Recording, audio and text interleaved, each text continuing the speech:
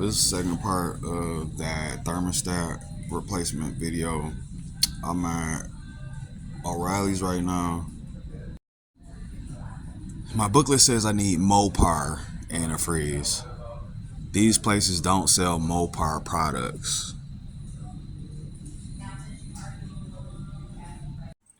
Alright, so free game right now. If you're not for sure about what part you need for a vehicle, always check your VIN number that's located on your doors or in your windshield. That way you can get a real good idea of anything regardless.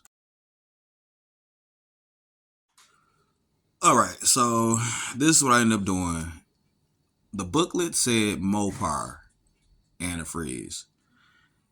O'Reilly's doesn't sell Mopar products. A lot of places don't sell Mopar products. You have to go to the dealership.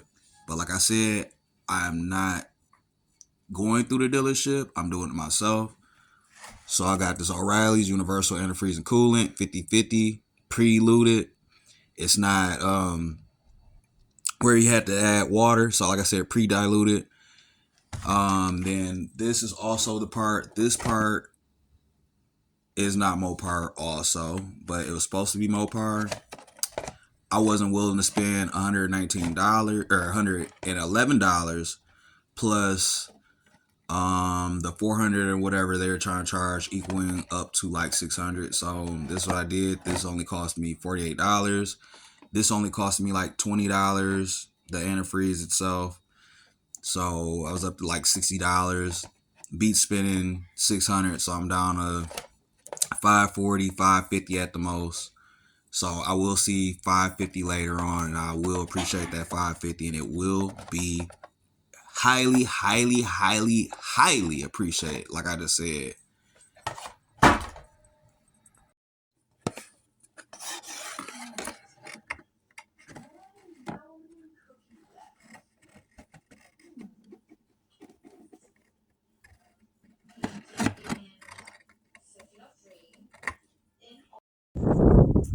Alright, so I'm at the Jeep.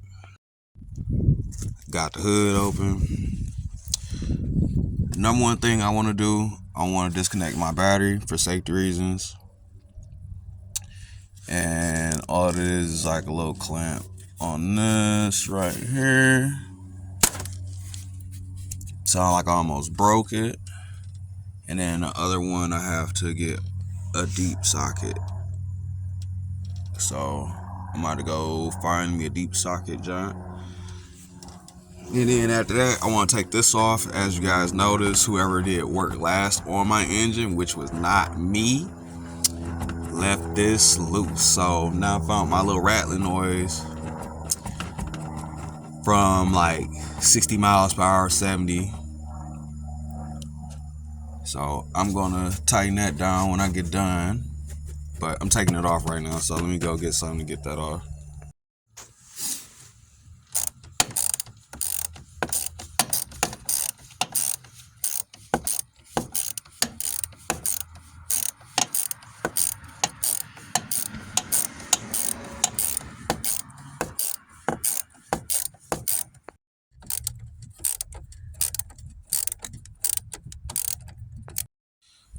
Alright, so I got the battery out. I'm pulling the battery tray out right now. I just moved the cables that was connected to the battery off to the side. And now they're like clamps on hoses. You have to remove those, you know, in certain spots for you to get the tray out. So that's what I'm working on right now. Alright, so I got the lid off. And I am looking for the thermostat. So I'm gonna poke around, probably wipe some stuff down, get this looking a little bit cleaner. But I'm gonna look and see if I can find that thermostat, because I do not see it right now. So I don't want to waste any space on my phone or anything like that looking for it. So I'm gonna fast forward and go find it. Alright, so I'm right here. I'm gonna show you where I'm coming from. So this is where the battery tray would have been, right? Right. This is the tubing, air sensor system, stuff like that for the airflow. This has been for your windshield wiper fluid. I need some of that. Or no, that's actually my brake fluid. This is my windshield wiper fluid. So when I came in here by the brake system, right? I'd have dropped down low, and then I'm gonna look in here. You see where this cable is connecting? This is where I'm going. This is what I'm pulling out. I know you guys can't see it, but where this leads to this plating, that's what I'm taking out. So it's gonna be a clamp on the end of this hose. So remember, follow this,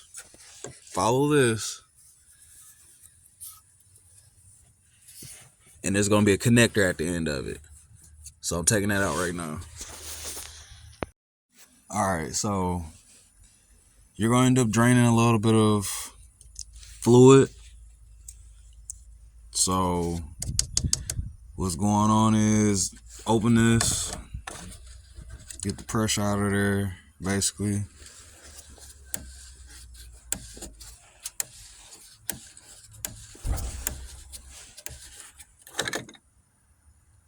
That looks terrible. That looks terrible. I gotta replace this. Look how bad that looks. That could be my problem right here. So always check like caps and stuff like that to see if they're bad. That way you can replace them. I'm replacing that after a while. I gotta do that some other time. But I'm gonna drain this. I have to take the hose off without breaking it. So that's what I'm gonna try to figure out do right now.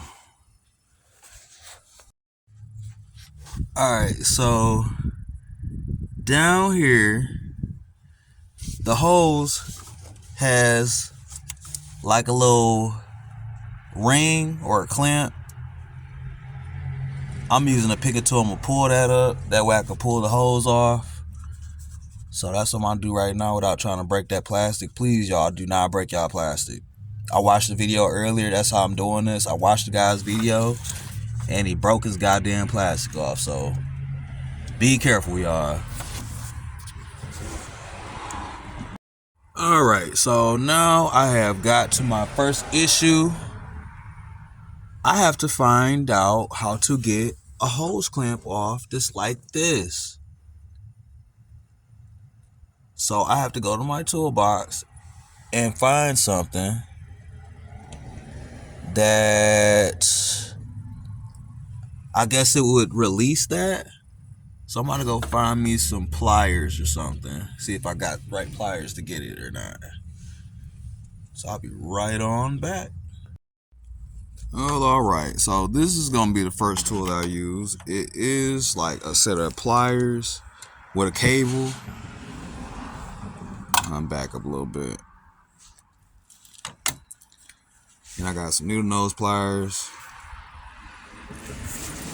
So, alright, so now you can see.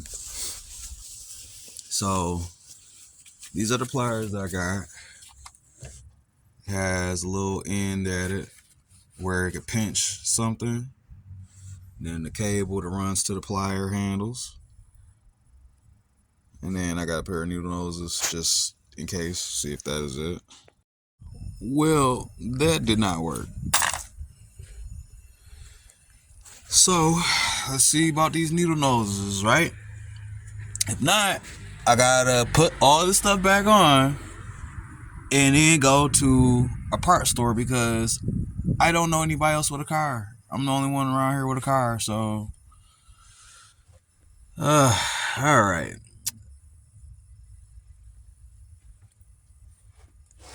But I don't know.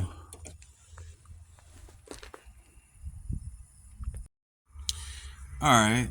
So I tried those pliers with the handle and the cable. That did not work.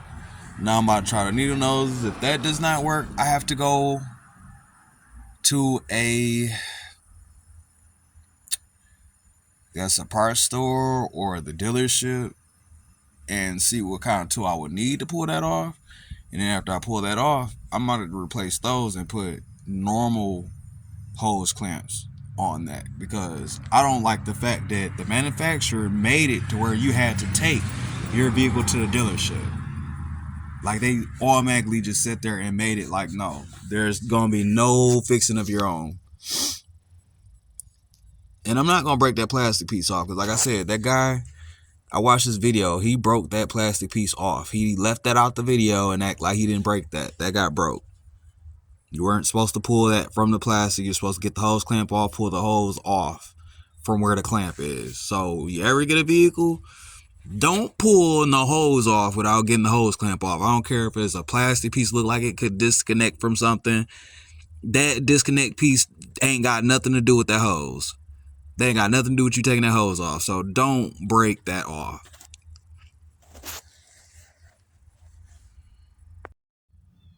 Now look at him. Got me going through something extra. Look at you. Look at you. Nothing that I can twist or turn. I have to find a different wrench or a picking tool. I don't even know. But you gotta go. You gotta go, my friend.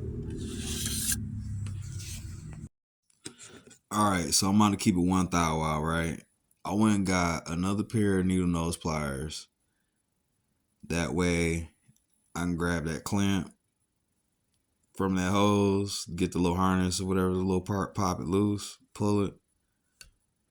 And then for that pesky hose clamp, oh, we gonna get this. Cause I'm tired of that. I didn't understand like why that type of clamp or ring would be on there. That was the most peskiest stuff ever. But take two.